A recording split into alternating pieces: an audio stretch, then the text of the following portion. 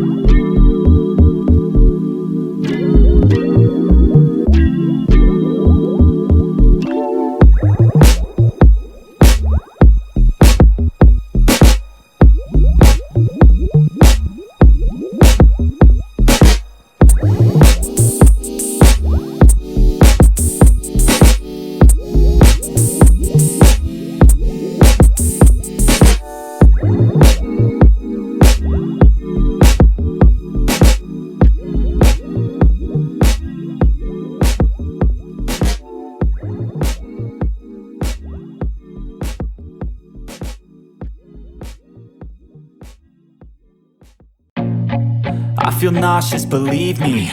Never had a lot of shit come easy. Had to work hard, struggle just to be me. Had to rise up just so they could see me. Did what I had to do just to feed me, and what was left over I put towards my dreaming. But the only thing in life that has meaning are the things you gotta work for, believe me.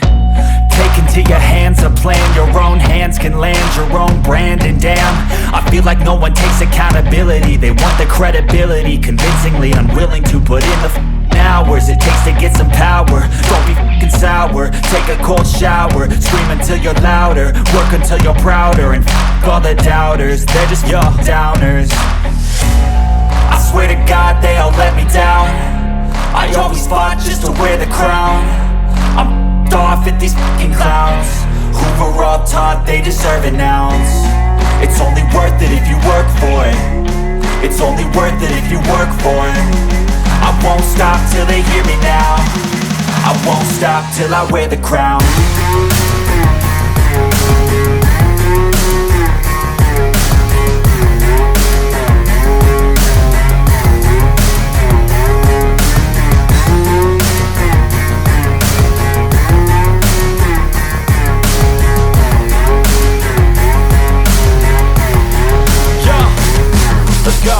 I'm just telling you to fight for your dreams, but it's not what it seems. Man, it's hard to be seen when everybody wants to be king. Yeah, they all wanna ring, yeah, we all wanna be free. So show me what you got, what you bring, how you fight in the ring, how you take a fucking swing. Do you got heart, are you mean? Got some scars, got some needs, are you willing to go bleed? I swear to God they all let me down. I always fought just to wear the crown. I'm off at these fucking clowns who were all taught they deserve an ounce. It's only worth it if you work for it. It's only worth it if you work for it. stop till I wear the crown. I swear to God they all let me down. I always fought just to win the crown. I'm off with these fucking crowds. We're all taught they deserve it now. It's only worth it if you work for it. It's only worth it if you work for it. I won't stop till they hear me now. I won't stop till I wear the crown.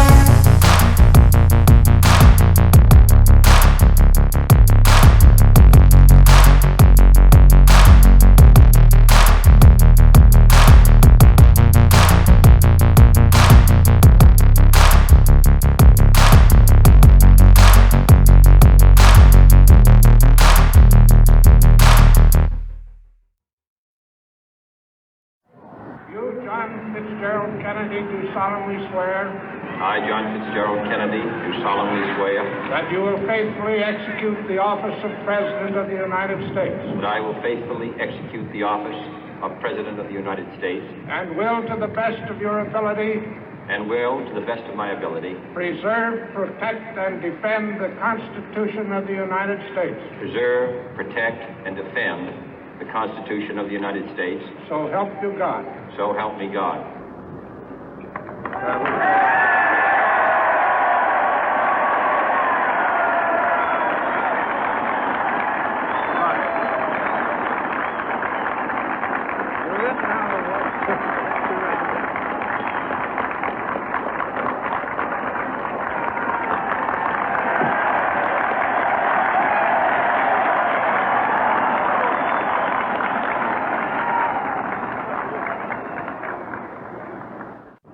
Vice President Johnson, Mr. Speaker, Mr. Chief Justice, President Eisenhower, Vice President Nixon, President Truman, Reverend clergy, fellow citizens. We observe today not a victory of party, but a celebration of freedom, symbolizing an end as well as a beginning, signifying renewal as well as change. For I have sworn before you and Almighty God the same solemn oath our forebears prescribed nearly a century and 3/4 ago. The world is very different now, for man holds in his mortal hands the power to abolish all forms of human poverty and all forms of human life. And yet the same revolutionary beliefs for which our forebears fought are still at issue around the globe.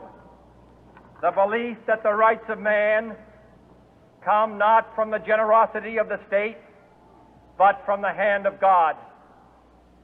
We dare not forget today that we are the heirs of that first revolution.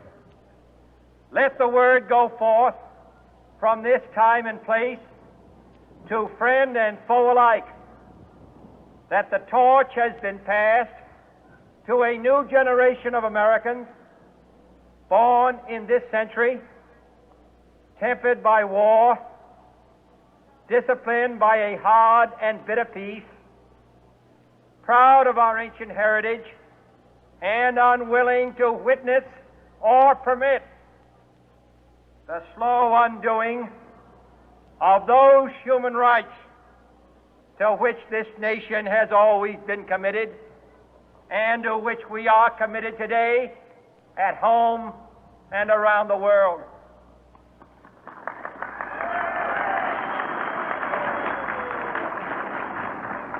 Let every nation know, whether it wishes us well or ill, that we shall pay any price, bear any burden, meet any hardship, support any friend, oppose any foe to assure the survival and the success of liberty.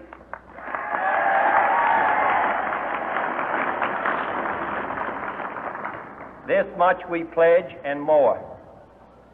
To those old allies whose cultural and spiritual origins we share, we pledge the loyalty of faithful friends. United, there is little we cannot do in a host of cooperative ventures. Divided, there is little we can do, for we dare not meet a powerful challenge at odds and split asunder. To those new states whom we welcome to the ranks of the free, we pledge our word that one form of colonial control shall not have passed away merely to be replaced by a far more iron tyranny. We shall not always expect to find them supporting our view, but we shall always hope to find them strongly supporting their own freedom, and to remember that in the past, those who foolishly sought power by riding the back of the tiger ended up inside.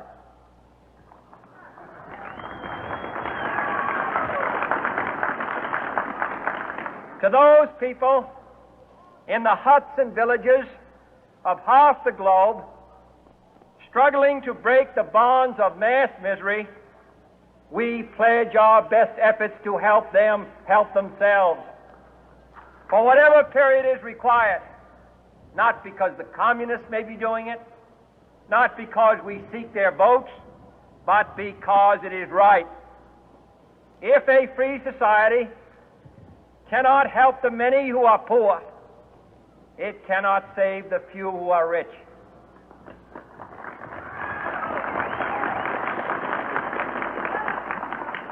To our sister republics south of our border, we offer a special pledge to convert our good words into good deeds, in a new alliance for progress, to assist free men and free governments in casting off the chains of poverty.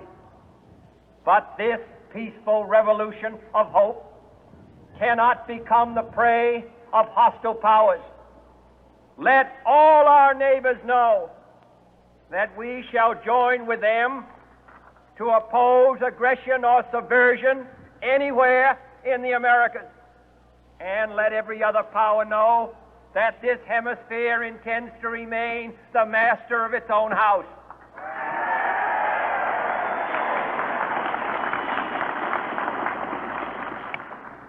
To that World Assembly of Sovereign States, the United Nations, our last best hope, in an age where the instruments of war have far outpaced the instruments of peace, we renew our pledge of support to prevent it from becoming merely a forum for invective, to strengthen its shield of the new and the weak, and to enlarge the area in which its writ may run. Finally, to those nations who would make themselves our adversary, we offer not a pledge, but a request that both sides begin anew the quest for peace. Before the dark powers of destruction, unleashed by science, engulf all humanity in planned or accidental self-destruction, we dare not tempt them with weakness, for only when our arms are sufficient beyond doubt can we be certain beyond doubt that they will never be employed. But neither can two great and powerful groups of nations take comfort from our present course, both sides overburdened by the cost of modern weapons, both rightly alarmed by the steady spread of the deadly atom, yet both racing to alter that uncertain balance of terror that stays the hand of mankind's final war. So let us begin anew, remembering on both sides that civility is not a sign of weakness, and sincerity is always subject to proof. Let us never negotiate out of fear, but let us never fear to negotiate.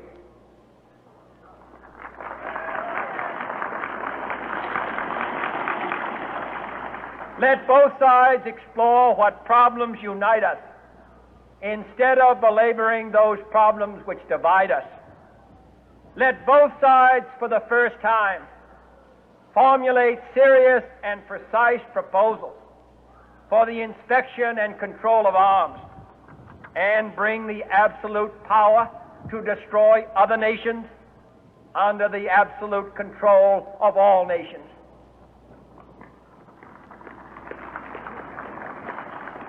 Let both sides seek to invoke the wonders of science instead of its terrors.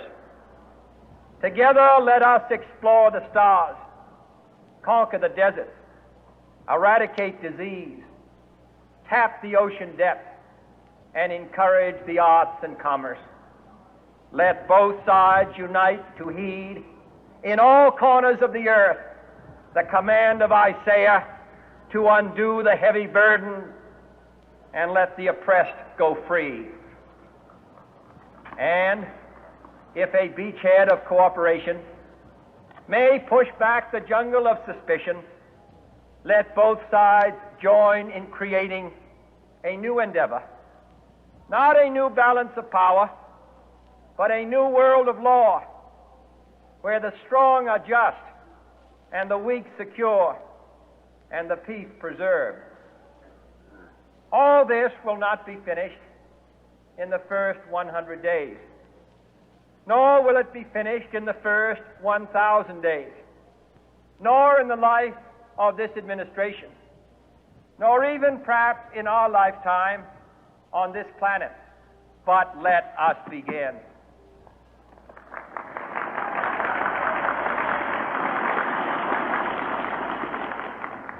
In your hands, my fellow citizens, more than mine, will rest the final success or failure of our course.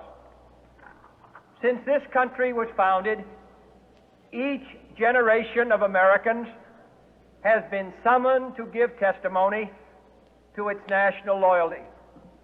The graves of young Americans who answered the call to service surround the globe.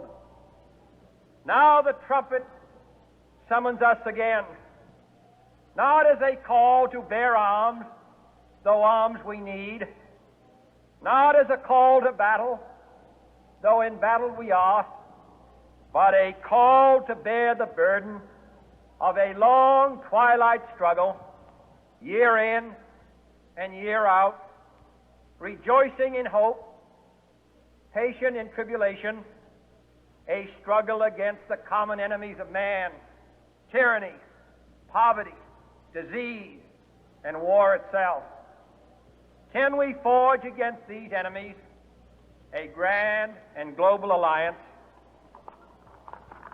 north and south, east and west, that can assure a more fruitful life for all mankind? Will you join in that historic effort?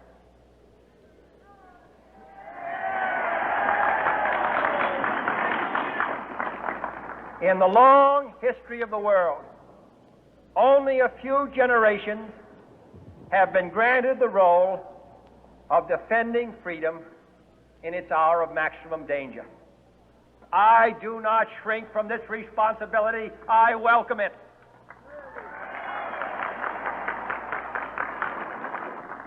I do not believe that any of us would exchange places with any other people or any other generation.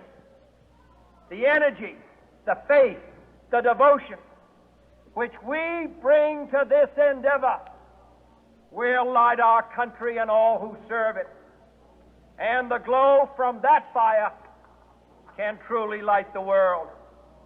And so, my fellow Americans, ask not what your country can do for you, ask what you can do for your country.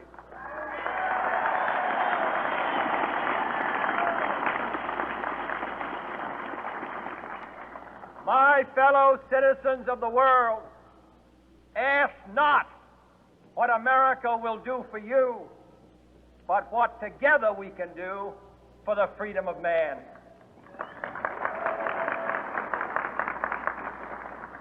Finally, whether you are citizens of America or citizens of the world, ask of us here the same high standards of strength and sacrifice which we ask of you.